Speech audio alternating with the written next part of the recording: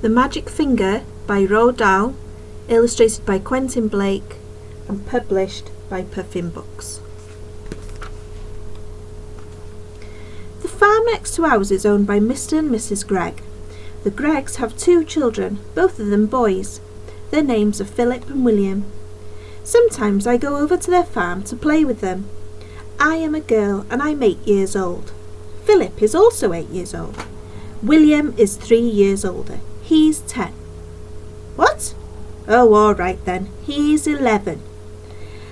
Last week, something very funny happened to the Gregg family.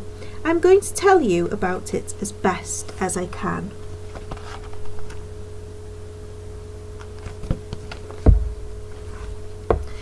Now, the one thing that Mr. Gregg and his 2 boys loved to do more than anything else was to go hunting. Every Saturday morning they would take their guns and go off into the woods to look for animals and birds to shoot. Even Philip, who was only 8 years old, had a gun of his own. I can't stand hunting. I just can't stand it. It doesn't seem right to me that men and boys should kill animals just for the fun they get out of it. So I used to try to stop Philip and William from doing it. Every time I went over to their farm, I would do my best to talk them out of it, but they only laughed at me. I even said something about it once to Mr. Gregg, but he just walked on past me as if I weren't there.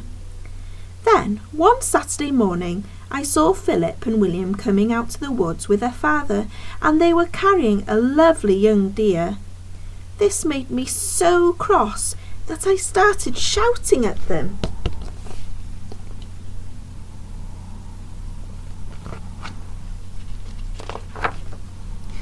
The boys laughed and made faces at me, and Mr. Gregg told me to go home and mind my own P's and Q's. Well, that did it. I saw red. And before I was able to stop myself, I did something I never meant to do. I put the magic finger on them all. Oh dear, I even put it on Mrs. Gregg, who wasn't there. I put it on the whole Gregg family. For months I had been telling myself that I would never put the magic finger upon anyone again, not after what happened to my teacher, old Mrs. Winter. Poor old Mrs. Winter. One day we were in class and she was teaching us spelling. "Stand up," she said to me, "and spell cat." "That's an easy one," I said. K-A-T. "You silly little girl," Mrs. Winter said. "I'm not a silly little girl," I cried. "I'm a very nice little girl." "Go and stand in the corner," Mrs. Winter said. Then I got cross and I saw red, and I put the magic finger on Mrs. Winter good and strong, and almost at once, guess what? Whiskers began to grow out of her face. They were long black whiskers, just like the ones you see on a cat, only much bigger. And how fast they grew! Before we had time to think, they were out to her ears.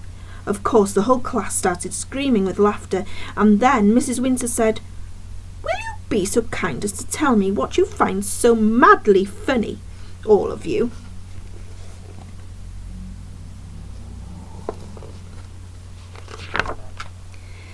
And when she turned around to write something on the blackboard, we saw that she'd grown a tail as well. It was a huge bushy tail. I cannot begin to tell you what happened after that, but if any of you are wondering whether Mrs. Winter's quite all right now, the answer's no, and she never will be. The magic finger is something I have been able to do all my life. I can't just tell you how I do it, because I don't even know myself.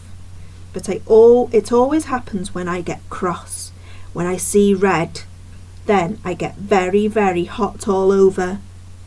Then the tip of my forefinger of my right hand begins to tingle most terribly, and suddenly a sort of flash comes out of me, a quick flash like something electric.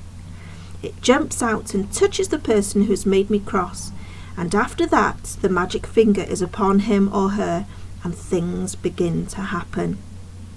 Well, the magic finger was now upon the whole of the Gregg family, and there was no taking it off again. I ran home and waited for things to happen. They happened fast. I shall now tell you what those things were. I got the whole story from Philip and William the next morning after it was all over.